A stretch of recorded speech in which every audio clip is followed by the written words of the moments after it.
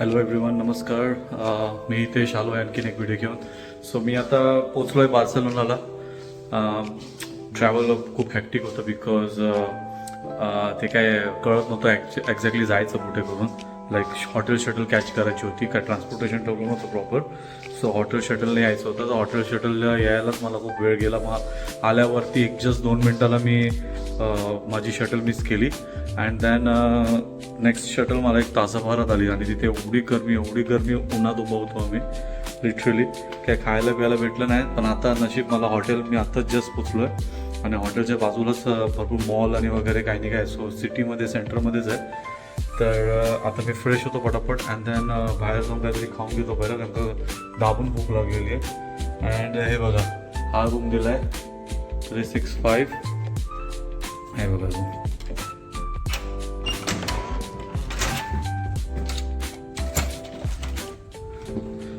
So bag वगैरे मी आधीच सोडले आतमध्ये. अँड ठीक आहे, म्हणजे ओके रूम आहे.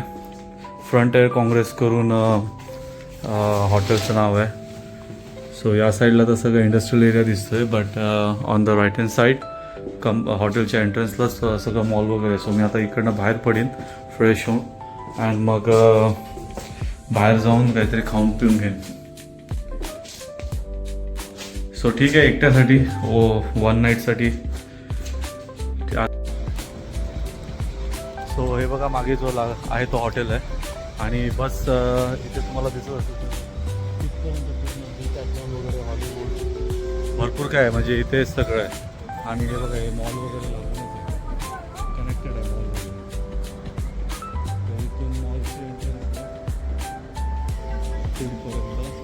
आता मला भूक लागली आहे. सो मी जातो आहे तिथे मॅगडीमध्ये जाऊन पटकन काहीतरी खातो आणि मग हे मॉल एक्सप्लोर करतो. बघा, पूर्ण मॉल आहे पूर्ण.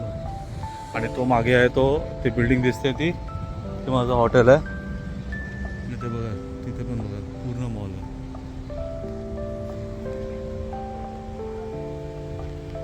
पटापट फ्रेश झालो, खाऊन घेतो आणि नंतर काय आमचं परत डिनर पण आहे. तर डिनर 7 ते 11च्या मध्ये डिनर भेटतं. सो मी काहीतरी लेट खाईन आता सध्या. खातो कारण का भूक लागली आणि अजून 1 तास थांबायची माझी ताकद नाही आहे, बिकॉज ऑलरेडी खूप भूक लागलेली आहे.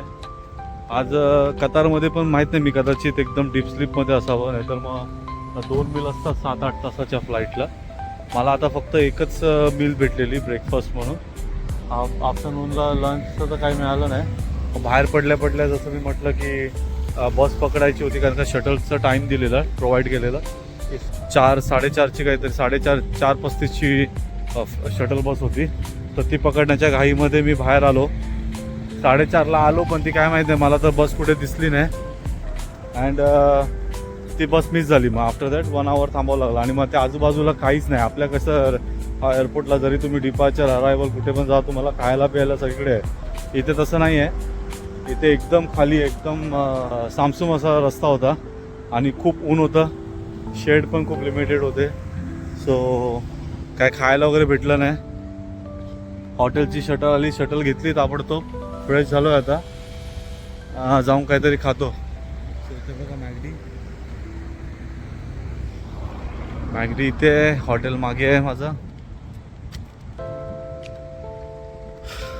मॅगडीमध्ये एंट्री केली आहे. आता बघूया, हे वेगळीच लँग्वेज आहे. परत स्पेनला आहे ना, सो डिफरंट लँग्वेज. पण बस काही करत चाललं आहे, कारण काय कळत नाही आपल्याला.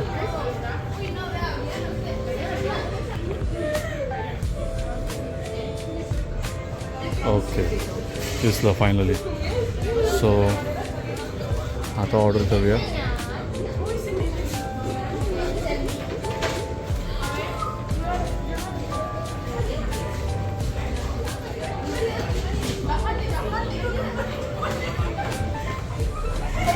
हे सगळं बीफ वगैरे आहे. बीफ, हे आहे चिकन.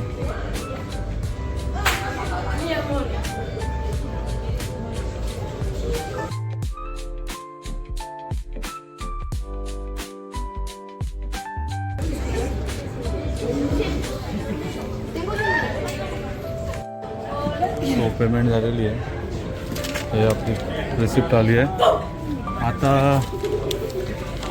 पिकअप करूया लाईक रेग्युलर, तिथून पिकअप करायचं आहे. तो हे बघा ऑर्डर आलेली आहे.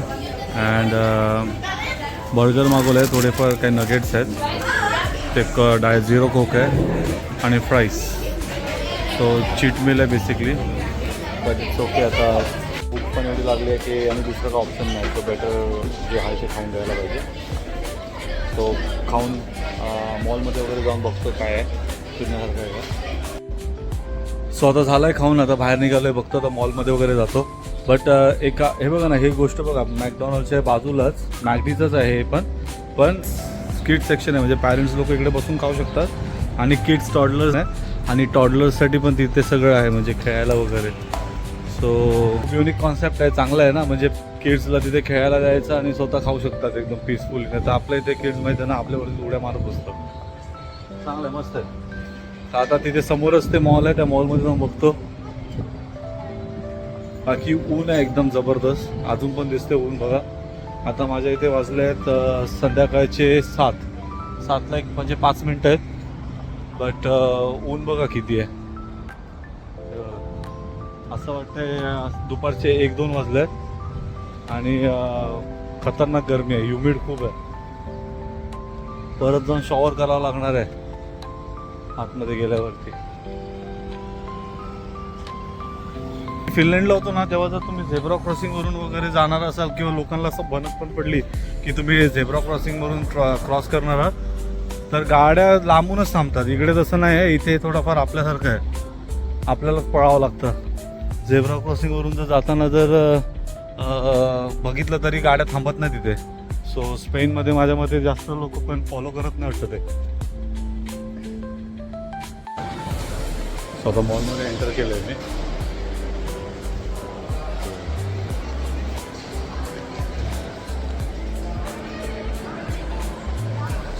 सुपर मार्केट आहे.